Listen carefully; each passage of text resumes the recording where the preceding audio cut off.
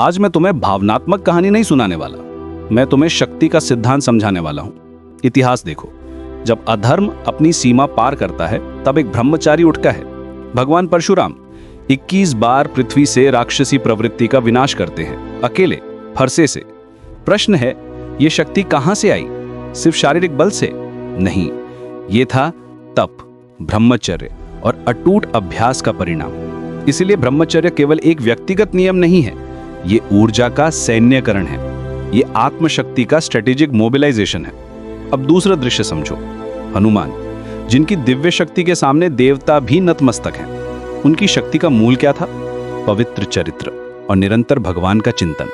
और जब पवन पुत्र का ही अंश पृथ्वी पर आया, भीम बालक अवस्था में चट्टान पर गिरते हैं और चट्टान चकनाचूर हो जाती है। शरीर छोटा, ऊर्जा विराट। ये कथा प्रतीक है, जब चेतना शुद्ध हो तो देह सीमित नहीं रहती। अब इसे आधुनिक संदर्भ में समझो। लोग पूछते हैं, क्या सच में ब्रह्मचर्य से शक्ति आती है? उड़िया बाबा ने एक महात्मा की परीक्षा ली। 10 ग्राम विष जो सामान्य व्यक्ति को मार दे, अभ्यास से वो उसे पचा लेते थे। संदेश क्या है? अभ्यास से विष भी पच सकता है। तो मन क्यों नहीं वश में हो सकता? मन अनकंट्रोल्ड हो तो वो तुम्हें 5 मिनट में अपराध करा सकता है। वही मन डिसिप्लिन्ड हो तो तुम्हें महात्मा बना सकता है। गेम सिंपल है, या तो तुम मन से पावर ले रहे हो या मन तुमसे पावर ले रहा है। ब्रह्मचर्य क्या है? गलत क्रिया रोकना, गलत दर्शन रोकना, गलत संभाषण रोकना, गलत आहार रोकना। ये सप्रेशन नहीं है, ये चैनलाइजेशन है। ऊर्जा को नीचे गिराना आसान है, ऊर्जा को ऊपर उठाना अभ्यास मांगता है।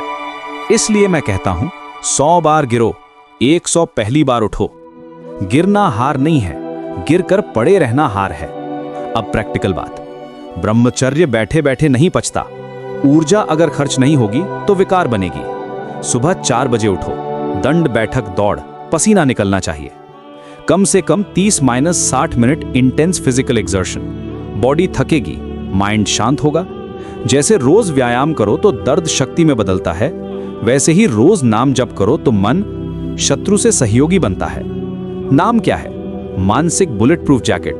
जब नाम चल रहा है, विषय आक्रमण करेगा लेकिन पेनिट्रेट नहीं कर पाएगा। जब नाम बंद, तुम वल्नरेबल। इतिहास फिर देखो, भीष्म अखंड ब्रह्मचारी, इच्छा मृत्यु का वरदान। गरुड़, उनकी उत्पत्ति भी तप और संयम की परंपरा से जुड़ी है। यह सिंबॉलिक है, संयम से ही महाशक्ति जन्म लेती है। आज की नई पीढ़ी को मॉडर्निटी के नाम पर क्या दिया जा रहा है?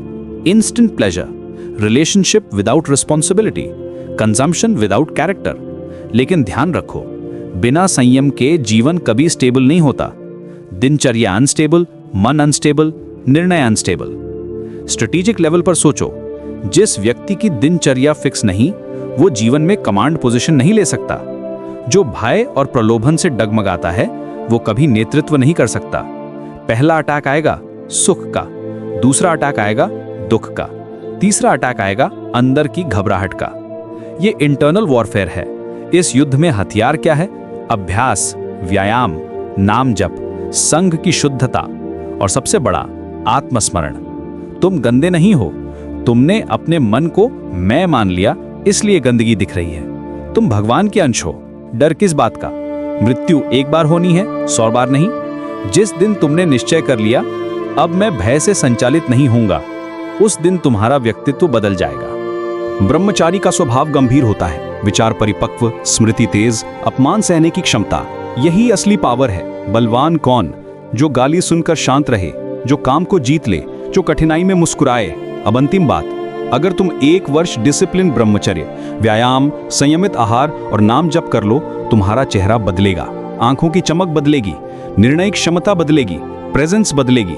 और ये कल्पना नहीं, ये अभ्यास का गणित है। तो प्रश्न तुमसे है, क्या तुम गीदड़ की तरह परिस्थितियों से भागोगे या सिंह की तरह दहाड़कर अपने मन को अनुशासित करोगे? क्या तुम टेम्परेरी प्लेजर चुनोगे या लॉन्ग टर्म शक्ति? निर्णय अभी लेना होगा।